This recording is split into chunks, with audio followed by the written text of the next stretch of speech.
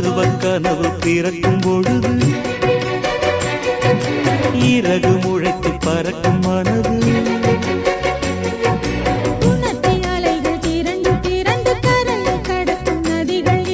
இமைதானே கண்ணை சேர்ந்தது எந்தன் இளநெஞ்சம் உன்னை சேர்ந்தது